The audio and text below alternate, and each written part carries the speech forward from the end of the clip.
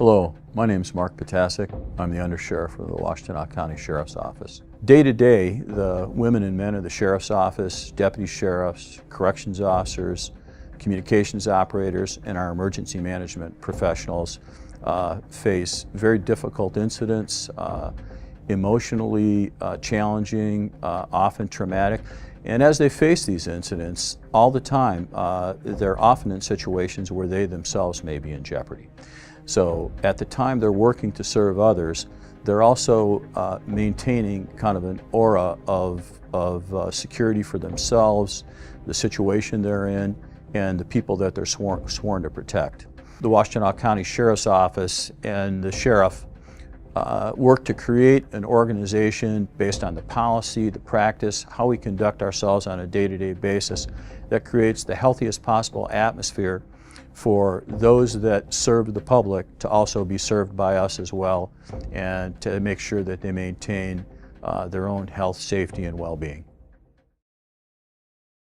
I'm Lisa King. I've been with Washtenaw County Sheriff's Office for 23 years, and when I began 23 years ago, I knew that there would be different things in my career that I would see or witness or take part of, but some things that I've witnessed over the 23 years, I never thought could be as devastating as the story as I'm about to tell you. The story is about a fatal traffic crash which took many members of a family, and it occurred on July 30th, 2005.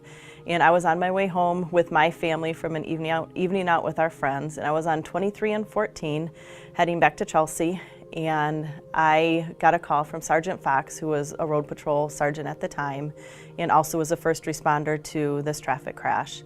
And he informed me that he needed our traffic unit to investigate a fatal crash. Right now there was one person who had already passed away, and there was 4 other critical patients. So I responded home to take my family, and I had to change my clothes, and I knew it was going to be a long night, and then headed back in. At the time, my son was 7 and my daughter was 1, and I responded back in, and on the way into the crash, Sergeant Fox called me back and said there were actually 3 people who have passed away, and 2 of the young girls were now being transported to the U of M, and they were the only survivors of the crash. So this is eastbound Ford Road right off of 14, and the Duesenberg was traveling eastbound as they were coming back from getting their ice cream. And the vehicle that struck them right in their driver's door was stopped at this upcoming light that we're coming to. And when the sun was in his eyes, this is the light that he ran and failed to yield and struck the driver's door. The bodies started about this location, being thrown all throughout the road, and the Duesenberg actually didn't even come to rest till about this location right here. And one of the girls was actually thrown to this median right over here, and she's one of the girls that did survive. So that was just from that point of the intersection to where the last girl was thrown is where the debris was all over the place. When I arrived on scene, I saw a really old-fashioned model car just completely mangled and pieces everywhere along Ford Road. And there was 3 bodies still laying in the roadway covered in sheets. When I got there, I just got the initial information from the responding units, and the crash happened with the old-fashioned car was heading eastbound on Ford, and there was a car heading southbound on Plymouth right there at the traffic light, and it failed to yield at the traffic light. The driver of the car said that it was because the sun was in his eyes. So when he slowed, he didn't see the car, and so he sped up to go through the intersection, and that's when he T-boned the old-fashioned car. The vehicle was a 1929 Duesenberg, and the family that was inside the vehicle, Bradley and Kristen Patton, who and their children were inside of the car. Bradley's dad, Terry, owned a restoration company for old vehicles, and he was been working on this Duesenberg for quite a while for the owner, and they just finished restoring the car, so Bradley wanted to take his family on one last trip before the car left to go out to this car show out in California. So he loaded his family up, they went out to Canton to get ice cream, and then they drove back to their house, which was over in Dixboro Village, were waving at their neighbors and coming back, and that is when the crash happened as they were heading back to take the car back to the storage area right in Superior Township.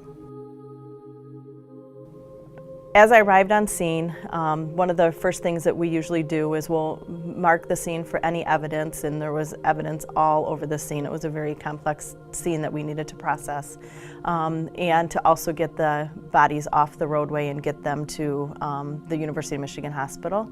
And Roger Simpson from the medical examiner's office was the one responding, and I worked closely with him to remove the bodies. And the one part that just sticks with me to this day was removing the 7-year-old boy Nathan from the road. I just said bye to my son who was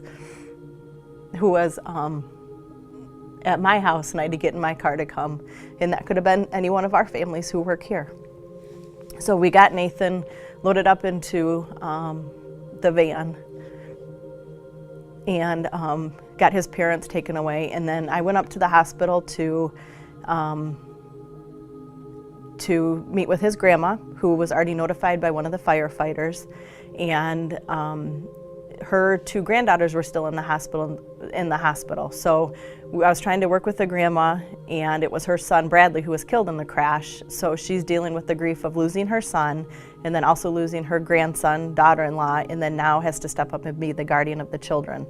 So we were trying to get all the detailed paperwork that we needed to do so she could have temporary guardianship of the children and make sure the girls were going to survive. And at that time they were upgraded to stable condition and their lives were not at risk. So what they were going to face in the future was going to be worse than anything anybody could ever imagine, but they were not going to pass away at that time. A lot of people don't realize, like, being a police officer, you know, we respond and we run into danger all the time, but then you also have the emotional baggage that goes right along with it. So what are you taking home every night? What are you reliving in your head every single night? And this is just one of the stories that stays with me, and it's part of me. I was assigned to Superior Township for over a year, and I had to drive right past the accident scene every single day I went to work. And it was just part of me that every single day when I drove past that scene, I would say a prayer for the family. And that's just one way that you deal with it. And I think every situation, you have to find a way within yourself that you can deal with it and you can move on. I still stay in contact with the family. The girls are doing really well today. One's a freshman in college, the other one is a junior in high school. So they've been through still different things going on in their family that they've, you know, had some ups and downs with, but given the situations, I mean, you know, they are doing fairly well.